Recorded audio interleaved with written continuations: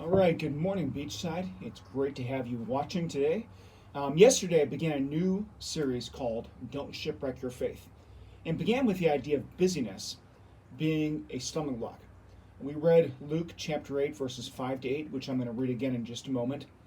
And the focus was on this idea that the seed, which represents the Word of God, falling among the thorns, which represents busyness or carelessness life, about which Jesus said, and this is Luke chapter 8, verse 14, the second half, verse 14, he says, as they go on their way, they are choked by the cares and riches and pleasures of life, and the fruit does not mature. So in other words, the idea is that people get so busy and are so consumed and concerned about the things of this world that they kind of forget about faith and they forget about growing in their faith. In other words, we get so hung up on the busy stuff, schedules, hobbies, entertainment, eating out, work, play, and more, that we get too busy for faith. Our faith doesn't mature. Instead, it actually withers away. And the warning is clear. This might be you. That's the warning.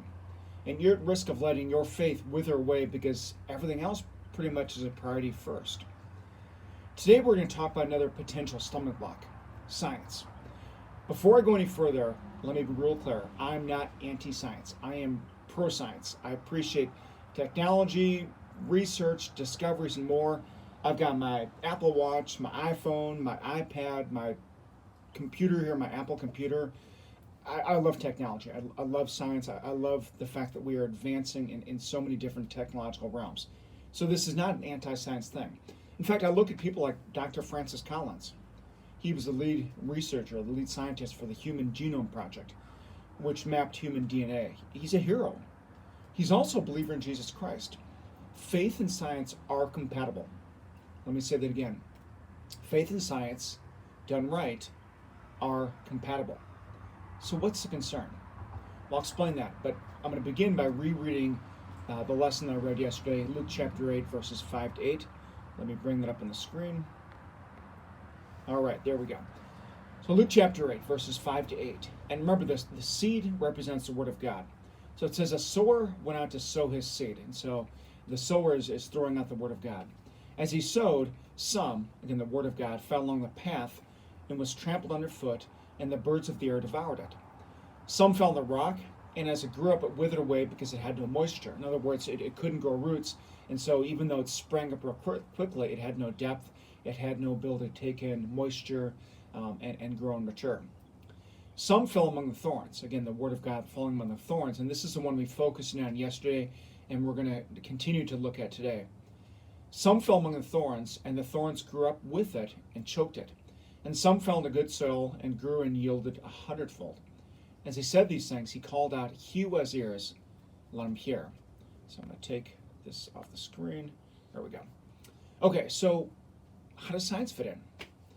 As I said just a moment ago, I'm pro-science. This is not an anti-science rant. It is, however, understanding the purpose of science that gets at the issue. The purpose behind science is to explore, through a specific method, how the natural world works. The purpose behind science is to explore, using the scientific method, and to teach us more about the natural world. Science itself is a method. Science is not a person.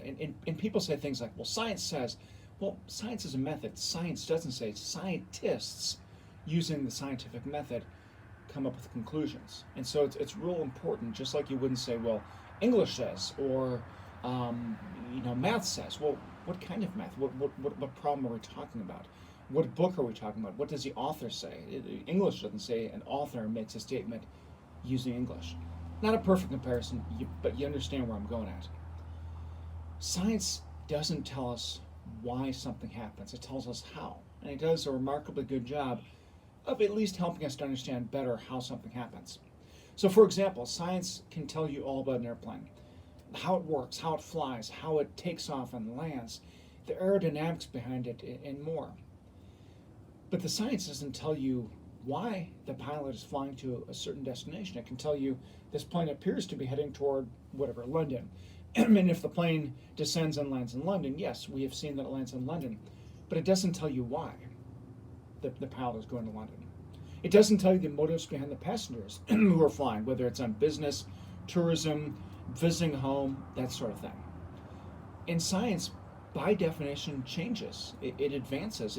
Using scientific language, it evolves, and that's a good thing. Using science has advanced our understanding of life in the womb, for example, over the past 45 years. It has increased our ability to treat illnesses using things like antibiotics instead of using leeches. The ability to advance and evolve is one of the greatest strengths of the scientific method. But it's also its greatest weakness. You see, because science changes, you have to be very careful about making religious, philosophical, moral decisions based only on science. Let me give you a couple of examples. A month after COVID started, science told us not to wear masks, right? Science says don't wear masks. The CDC came out and said, in February maybe, don't wear masks based on the fact that they were ineffective most of the time, and you should actually save them for medical professionals. However, the CDC did more research and decided that they really were actually effective. And I believe that, by the way. It's okay to switch your understanding of something as the science changes. So I don't mind wearing a mask. I don't personally mind wearing a mask. However, basing our morality and beliefs on something which by definition changes, that's dubious. That's a little sketchy. Further back, and this is the second example, there was a time when it was supposedly common scientific knowledge that the universe had always existed. They just knew it. Scientists knew the universe had always existed. In fact, Christians were considered foolish in some circles for believing in a beginning, especially one that says God was involved. The idea of a beginning was foolish until it wasn't. It changed. So now the Big Bang Theory is commonly taught in scientific communities.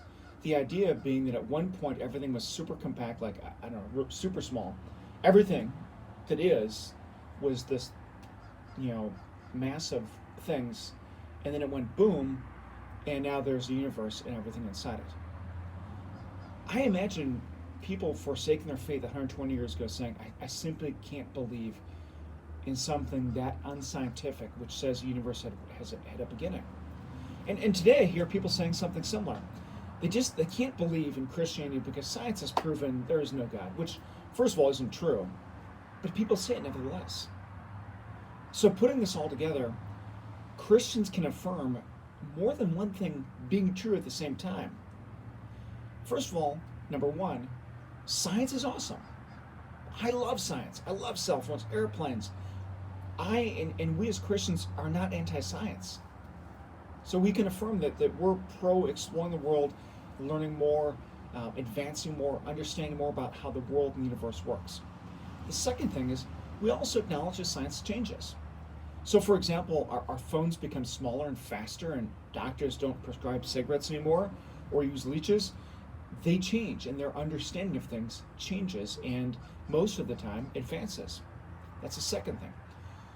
So the third thing is that we let science do what it does best, explore the natural world. But we don't let faith, morality, or even a lot of philosophy rest solely, or even times largely, on science. Sometimes morality is expanded by science. So for example, we know way more about how early children develop in the womb. For example, that reinforces our love for life. It doesn't determine that we should love life. So loving life is a faith proposition. We believe that life is a good thing, and then that science all of a sudden shows us how advanced life is in the womb.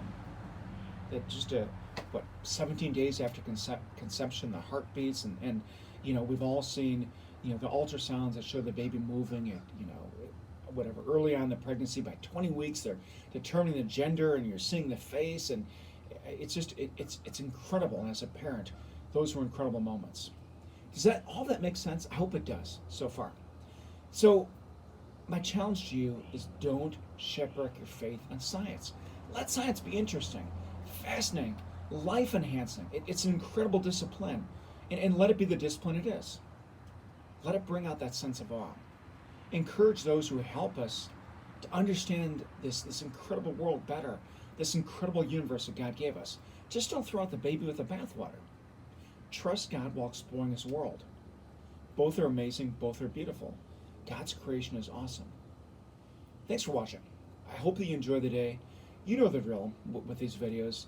Like this, share this, comment, send us a message, and consider us, joining us Sundays in person. We're open on Sundays, 10 a.m. at Flagler Palm Coast High School in the small gym. We hope you consider joining us there if you don't have a church. If you're not comfortable with going out, I understand, and so you can always watch online, 10 o'clock here on Facebook Live, on YouTube as well. Either place. If you go on YouTube, you search up Beachside Media, you can watch old services or past services a little bit easier. But until tomorrow, have a great day. Tomorrow I'm going to be live with Pastor Rusty about probably 1 o'clock. You can watch it later than 1 o'clock, of course, but we'll be live and we're going to talk about worship and what it really means to get into the heart of worship. So have a great day. God bless you guys. We'll talk soon.